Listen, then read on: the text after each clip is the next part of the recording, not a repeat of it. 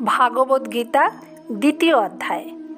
এই অধ্যায়ের ৬৭ নম্বর শ্লোকের বিশ্লেষণে বলা হয়েছে, ইন্দ্রিয়গুলি নিজ নিজ বিষয়ে ছুটে বেড়াবার কালে মন যদি তাদের অনুগামী হয়, তখন বায়ু যেমন নৌকাকে জলে ডুবিয়ে দেয়, তেমনি মনও সাধকের বিবেক বুদ্ধি হরণ করে নেয়।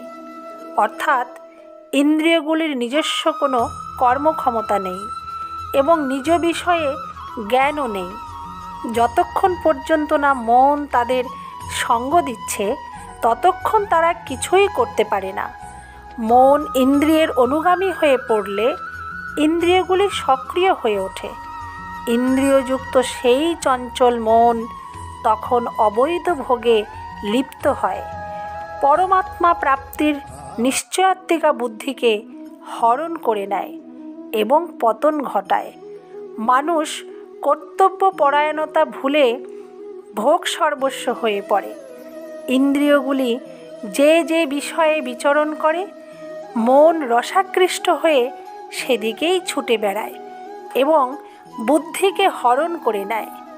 চক্ষু, কর্ণ, নাসিকা, জিহ্বা, ত্বক এই পঞ্চ জ্ঞানেন্দ্রিয়ের যথাক্রমে রূপ, শব্দ, গন্ধ, রস, স্পর্শ এই 5টি বিষয়।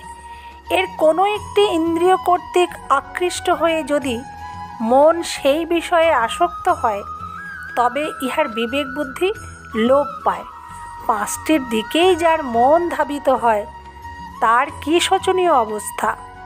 5টি প্রাণী প্রত্যেকে এক একটি ইন্দ্রিয় বিষয়ে লুব্ধ হয়ে 5-এ 5 মিশায়, অর্থাৎ পঞ্চত্ব প্রাপ্ত হয়। যেমন পতঙ্গ রূপে মোহিত হয়, মাতঙ্গ স্পর্শে মোহিত হয়, ভৃঙ্গ পুষ্পের গন্ধে মোহিত হয়, কুরঙ্গ বাঁশির শব্দে, মাছ অর্থাৎ মিন বড়শির খাদ্যরসে মোহিত হয়ে প্রাণ হারায়। যে মানুষ 5টি ইন্দ্রিয় বিষয়ে যুগপৎ আসক্ত, তাহার কি গতি হবে?